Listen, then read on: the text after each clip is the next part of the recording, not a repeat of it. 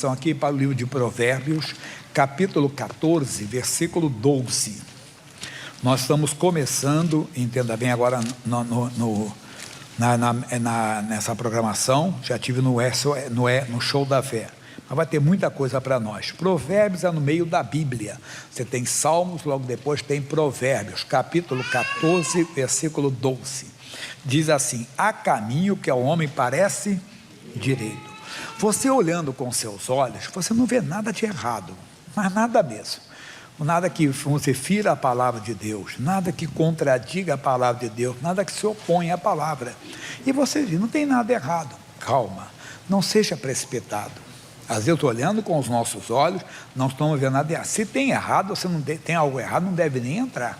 Imagine, tem alguma coisa que é pecaminosa, não entre, nem se aventure aí, porque é pecado já.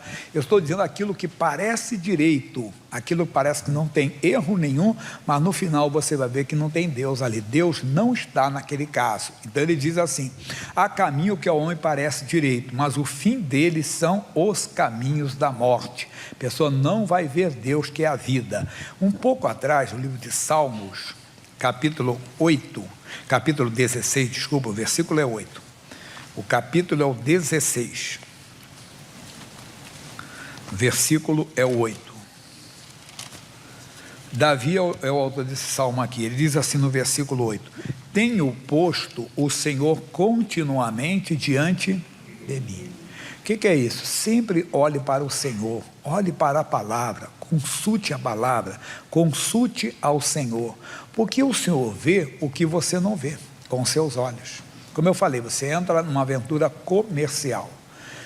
Bem, você olhando não tem nada de errado, está tudo certo, é legal dentro da lei, não tem nada que fira a palavra, mas Deus conhece o que você não conhece, Deus vê o que você não vê. É mais ou menos como um rapaz e uma moça. O rapaz gosta de uma moça, tem algum erro? Nada demais, né?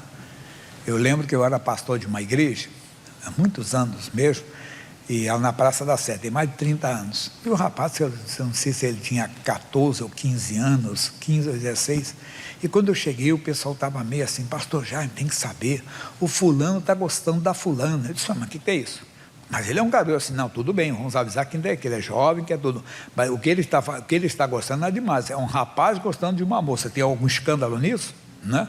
Os dois eram da igreja, não tem nada, mas só que, claro, como pai você aconselha, tanto o pai da moça como o pai do rapaz, que tem tempo para tudo, você vai aconselhar, tudo bem, mas nada que causasse um escândalo. Mas vamos dizer que ele não tivesse 16 anos, que ele tivesse 25 e ela 22, pronto, idade bem, já estão, não tem nada demais, mas mesmo assim deve consultar a Deus.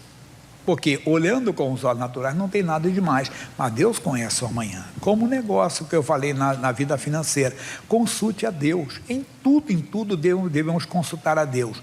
Por que estou falando? Vamos para o livro de Êxodo. Êxodo é o segundo livro da Bíblia, capítulo 13, versículo 17.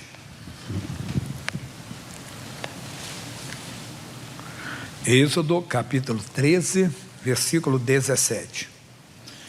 E aconteceu que, quando o Faraó deixou ir o povo, Deus não os levou pelo caminho da terra dos filisteus, que estava mais perto, porque Deus disse: para que, porventura, o povo não se arrependa vendo a guerra e tornem ao Egito.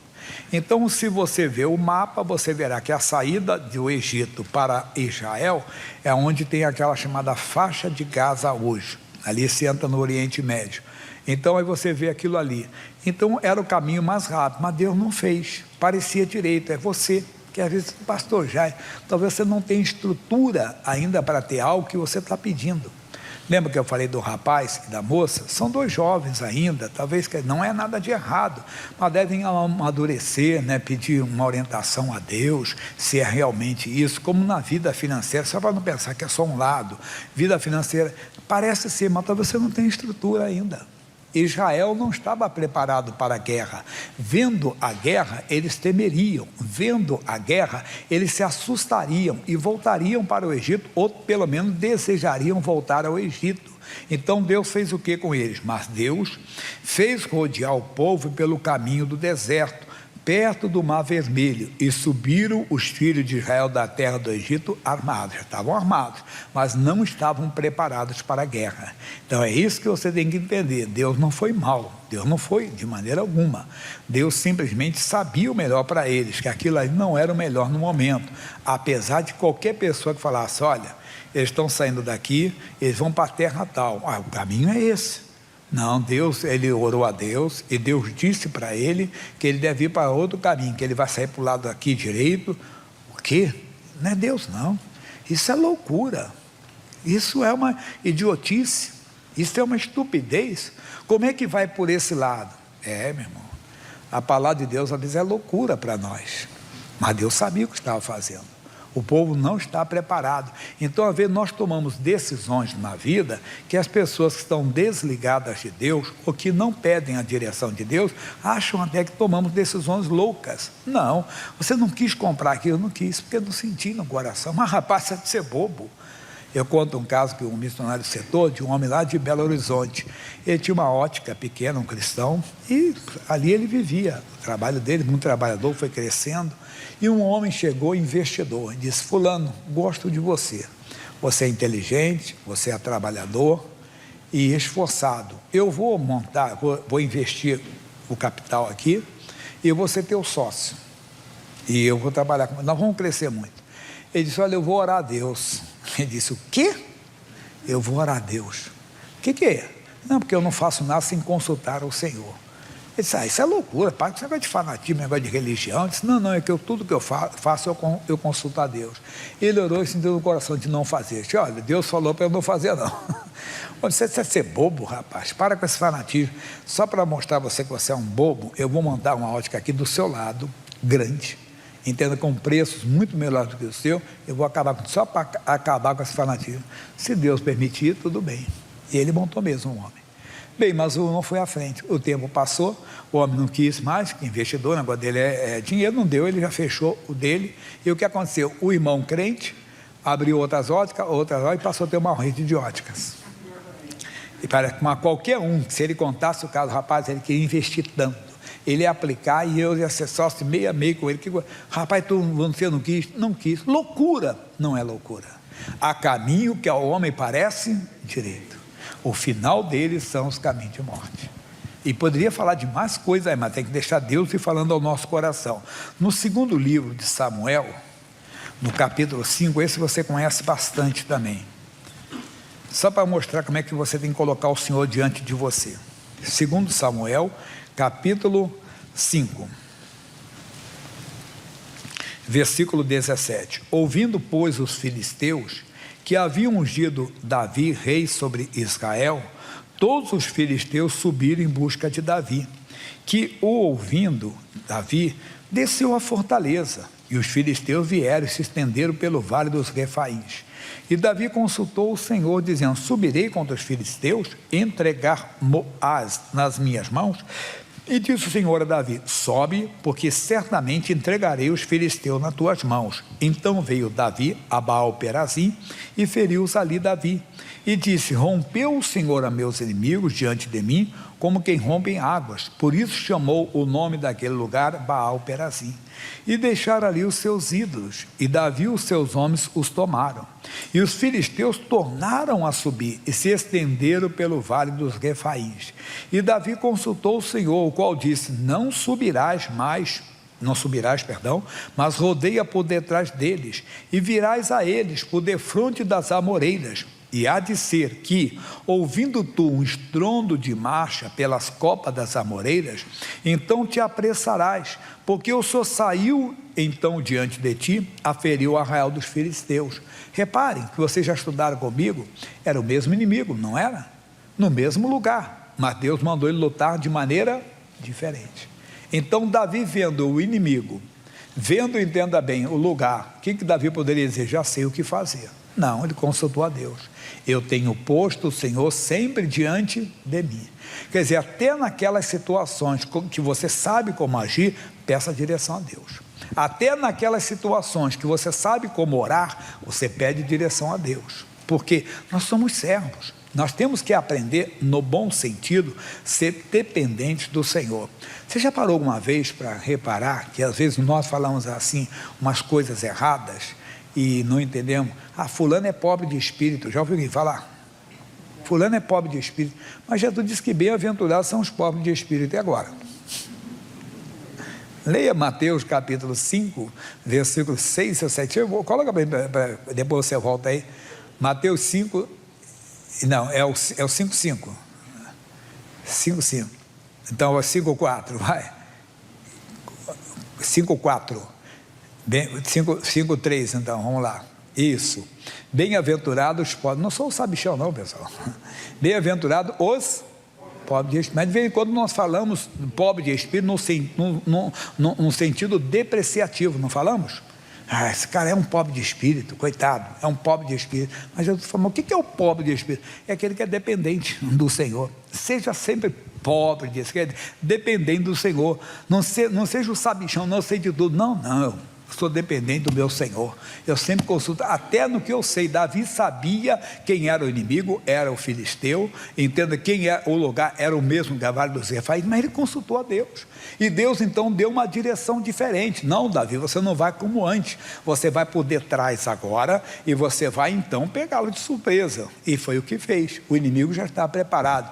Entrega o teu caminho ao Senhor. Confia nele, o mais ele fará, irmão. Não seja o sabichão, sei tudo, não sei. Josué capítulo 7, para terminar os 3 fatos que eu coloquei aqui no meu esboço. Josué capítulo 7. Josué é o 6º livro da Bíblia.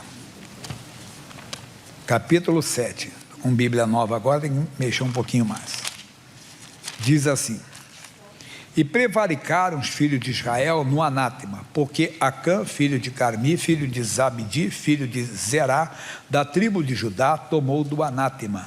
E a ira do Senhor se acendeu contra os filhos de Israel. Aqui é um resumo, mas não é agora. Enviando, pois, o Josué de Jericó alguns homens a Ai, que está junto a Bet-Aven, da banda do oriente de Betel, falou-lhes dizendo, subi e espiar a terra. Subiram, pois, aqueles homens e espiaram a Ai. E voltaram a Josué e disseram, não suba todo o povo, suba alguns 2.000 ou 3.000 homens a ferir a Ai. Não fadigues ali a todo o povo, porque poucos são os inimigos. Josué vinha de uma grande vitória, tinha acabado de conquistar Jericó. Agora ele vai enfrentar uma cidade que era tão pequenina quanto o nome, Ai. Era o nome da cidade, Ai. E quando os espias, que era um costume deles, antes de entrarem no local, eles mandavam alguém espiar a terra, o poder bélico deles, o poder de guerra deles, e os homens voltaram. Josué, não manda muita gente não, uns 2, 3.000 homens vão dar conta do recado, porque são poucos moradores dessa terra. E o Josué caiu na deles. Não, Josué era um homem de Deus, mas esqueceu de quê? De consultar o Senhor. Repito, porque o Senhor vê o que você não vê, irmão. Josué não estava vendo que havia pecado em Israel. Um soldado, como fala o versículo 1, quando ele entrou lá em Jericó e havia uma ordem expressa que eles não deviam tirar nada de Jericó, ele viu uma capa babilônica, desejou aquela capa, roubou aquela capa, levou consigo um abismo, chama o outro, levou ouro e prata também.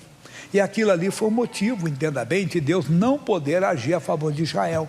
Quer dizer, Deus não estava com Israel. Israel foi para a batalha e o que aconteceu diz, e os homens de Ai, e assim subiu lá alguns 3.000 homens, os quais fugiram diante dos homens de Ai, e os homens de Ai feriram deles alguns 36, e seguiram-nos desde a porta até Sebarim, e feriram-nos da descida, e o coração do povo se derreteu e se tornou como água. O povo chorava, por que isso foi acontecer? Isso não podia acontecer. Josué foi reclamar, Deus, por que o Senhor nos fez passar o Jordão, para nos dares agora na mão dos amorreus? Deus, mas por que isso? E ele não sabia. Deus deu uma branca. Josué, para de coisa, levanta, santifica o povo, tem anátema no meio de vocês, tem coisas que eu condeno no meio de vocês, tirem o que eu condeno e eu vou ser com vocês. Foi isso que Josué fez. Chegou a Acã, Deus mostrou quem estava com erro, foi tirado o erro e Josué venceu. Mas a nossa lição é essa, não seja precipitado. Vamos voltar onde nós começamos? Provérbios capítulo 14, versículo 12. Eu tenho colinha aqui pode ter cola. Há caminho que ao homem parece direito. Olhando com os nossos olhos, sabemos o que fazer. Olhando com os nossos olhos, não estamos vendo erro algum. Não estamos vendo pecado algum. Podemos entrar. Não. Consultemos a Deus. Por quê? Mas o fim deles são os caminhos da morte. Até no riso terá dor. Antes era riso. Puxa, fechei um grande negócio. Depois da dor de cabeça. Aquele negócio, já viu laranja madura na beira da estrada? E você, puxa, mas era um preço bom, eu comprei, estava tudo certinho, eu olhei o contrato, não tinha nada de errado. Consulta a Deus. Ainda que, repito, se tem coisa errada, você nem entra. Mas aquilo que parece direito, que olhando com os seus olhos, você não está vendo nada de errado, olhando e confrontando com as Escrituras, não tem nada de pecado, nada que fira a palavra de Deus, mas consulte, porque aquilo que está dando uma alegria para você, pode trazer uma dor. Por isso Deus fala, diz assim, fale com ele, consulte. Mas ele disse, para terminar, e o fim da alegria é tristeza. Fica esse recado para você.